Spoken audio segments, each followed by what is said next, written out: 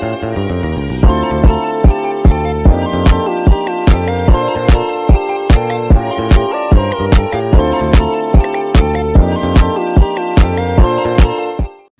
Sobat JKN, selamat datang di podcast Basyarita JKN. Bahas dengan ceria tentang JKN. Bersama saya, Kata Jumati, yang akan memandu podcast hari ini.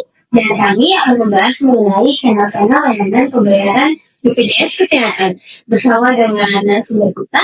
Halo Kak. Halo, perkenalkan nama saya Andi Nurholifa, biasanya dipanggil Cace, saya staf telecollecting KC Ambon.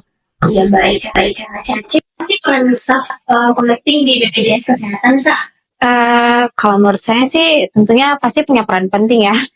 Karena sebagai staf telecollecting saya bertugas untuk melakukan penagihan via telepon, kemudian bisa juga lewat WA ataupun SMS kepada peserta PBPU BP ataupun peserta PBPU BP alih segmen yang memiliki tunggakan.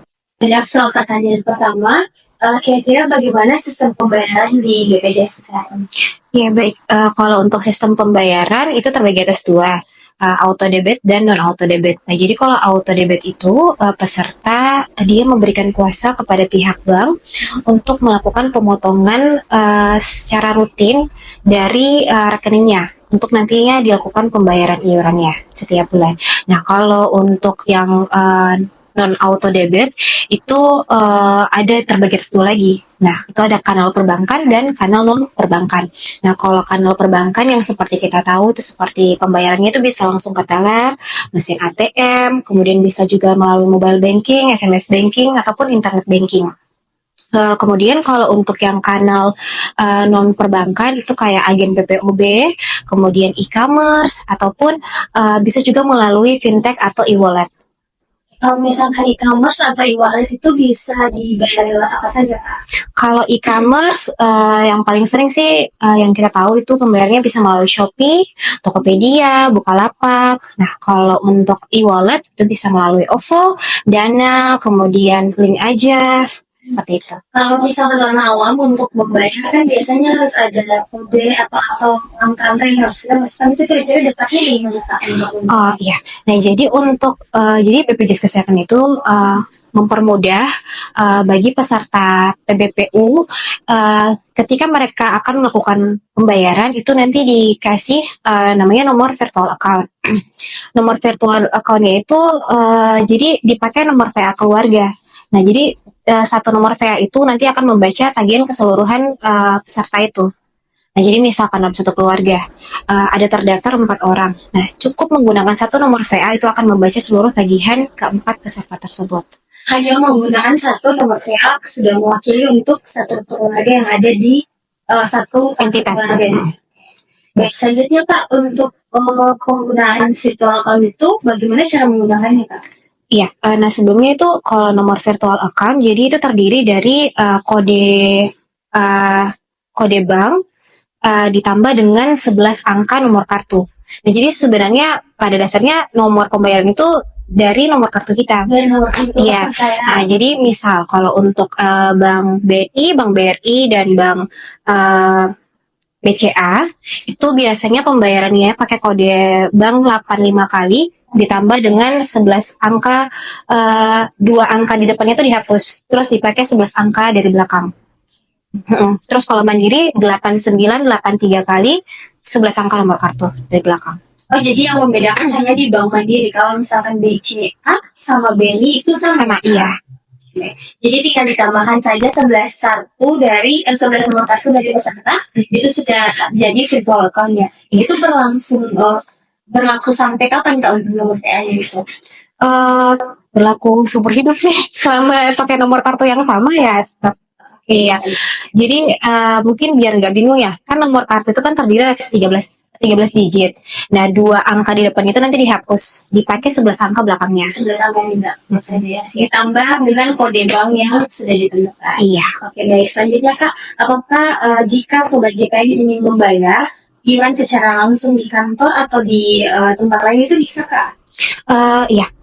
Untuk saat ini memang dari dulu sih untuk pembayaran di kantor tuh memang tidak pernah kita lakukan. Oh, jadi tidak pernah melakukan di pembayaran di kantor. Jadi untuk pembayaran tuh nanti peserta bisa langsung ke kanal-kanal pembayaran.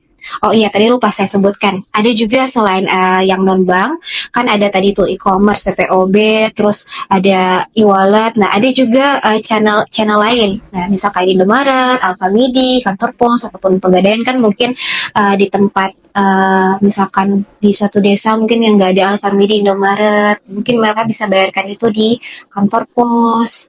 Oh, di kantor pos misalnya, oke. Atau di agen-agen link seperti itu. Iya, betul. Oke, ini yang sebenarnya banyak sekali peserta datang ke kantor untuk membayar link, ternyata tidak bisa melakukan pembayaran di kantor ya kak ya. Iya. Itu alasannya apa kak kalau boleh tahu?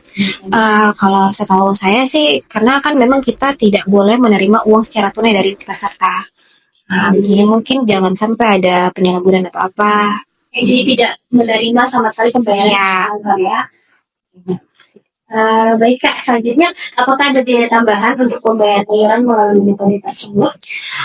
Kalau untuk dari mobile banking sih tidak ada sih untuk biaya adminnya. Tapi biasanya kalau e-commerce kebalikan lagi sih dari e-commerce-nya biasanya ada biaya adminnya. Biasanya sih itu biaya adminnya 2.500. Tapi kembali lagi sih. Ya. Kalau misalkan nih kak, kalau saya mau bayar iuran untuk bulan-bulan selanjutnya, itu apakah bisa sekalian langsung dibayarkan untuk bulan-bulan selanjutnya? Ya, bisa, tapi memang ada beberapa kanal pembayaran yang tidak mengakomodir. Nah, misal kalau lewat mobile banking kayak di BRI itu memang belum bisa. Tapi kalau di Mandiri itu bisa. Kita bisa memilih jumlah bulan yang akan kita bayarkan. Nah, kemudian kalau yang non-bank bisa juga dibayarkan di kantor pos. Nah, kita bisa. Jadi kalau misalkan mau dibayarkan untuk 1 tahun, itu sudah bisa langsung ya kak ya? Iya bisa. Tapi sebelum dibayarkan dipastikan terlebih dahulu. Biasanya sih mereka konfirmasi ke kantor. Saya pengen bayar 1 tahun. Kira-kira iurannya tuh berapa?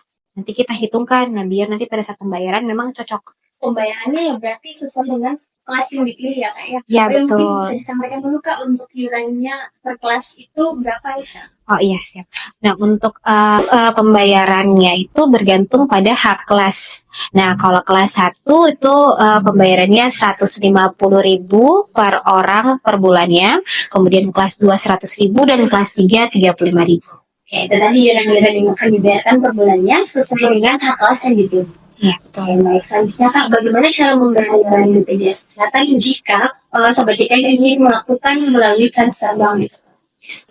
Kalau untuk pembayaran via transfer bank, ada beberapa pilihan sih, mau lewat teller kah atau lewat mobile banking kah? Tapi kalau lewat teller memang dipastikan sudah punya nomor virtual account dan kemudian dipastikan memang tagihan yang dibayarkan itu sudah sesuai. Nah, kemudian kalau mobile banking, teruntuk semua mobile banking itu memang untuk menu pembayarannya nanti dipilih menu bayar, jangan dipilih menu transfer. Nah, nanti dipilih menu bayar, kemudian pilih untuk menu pembayaran BPJS Kesehatan. Kemudian dimasukkan virtual account, kemudian ada menu untuk pilih jumlah bulan. Tapi ada juga sih yang langsung otomatis muncul. Tapi kalau yang pilih jumlah bulan, dipastikan pilihnya itu 1 bulan. Biar nantinya tagihan itu membaca sampai dengan iuran bulan berjalan. Nah, karena kalau misalkan dipilih 2 bulan atau di atasnya, itu nanti akan membaca tagihan ke bulan sampai dengan bulan-bulan berikutnya. Nanti kalau misalkan sudah pilih jumlah bulan, kemudian sudah oke, dipastikan kembali apakah tagihan yang dibayarkan ini memang sudah sesuai nominalnya. Baru kemudian dibayar. Jadi setelah memasukkan kode virtual account-nya langsung nominalnya muncul sesuai. Betul. Ya. Selanjutnya kak yang terakhir, jika peserta lupa membayar iuran dengan sesuai tepat waktu, apakah ada denda atau konsekuensi lainnya yang diterima nanti? Ya, baik. Kalau semisal terjadi keterlambatan pembayaran, biasanya sih konsekuensinya akan dikenakan denda pelayanan. Nah, tapi denda itu berlaku ketika nanti pada saat peserta telah melakukan pelunasan tunggakannya. Nah, pada saat ia sudah membayar tunggakan, itu nanti peserta akan dikenakan masa denda layanan selama 45 hari. Nah, untuk perhitungan dendanya itu 5% dikali dengan jumlah bulan menunggak dikali dengan biaya diagnosis. Selama 45 hari saja. Ya, betul. Jadi apakah ada ketentuan selama 40 hari itu mungkin ada yang masuk rumah sakit kah atau seperti apa kriteria denda tersebut? Ya. Nah, jadi denda itu berlaku hanya ketika rawat inap di rumah sakit. Jadi dalam waktu 45 hari, semisal pesertanya itu ada rawat inap di rumah sakit, itu pasti akan dikenakan denda layanannya. Baik, kita sudah sampai di penghujung pembahasan mengenai kenaikan pembayaran. Mungkin ada yang ingin disampaikan kepada sobat CKN, Kak. Silakan. Baik, untuk sobat JKN di luar sana, demi menjaga keaktifan kepesertaan dan untuk bisa mendapatkan pelayanan kesehatan, jangan lupa untuk membayarkan iurannya rutin setiap bulan. Nah, semisal sobat JKN di rumah mungkin lupa atau tidak tahu nomor pembayarannya, bisa dicek melalui aplikasi mobile JKN di fitur nomor virtual account dan bisa juga melalui chat Pandawa di 0811 8165 165. Baik, kami akhiri untuk podcast Baca Cerita JKN kali ini.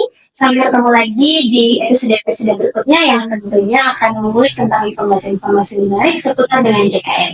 Baik, terima kasih Kak Cace. Terima kasih Gita.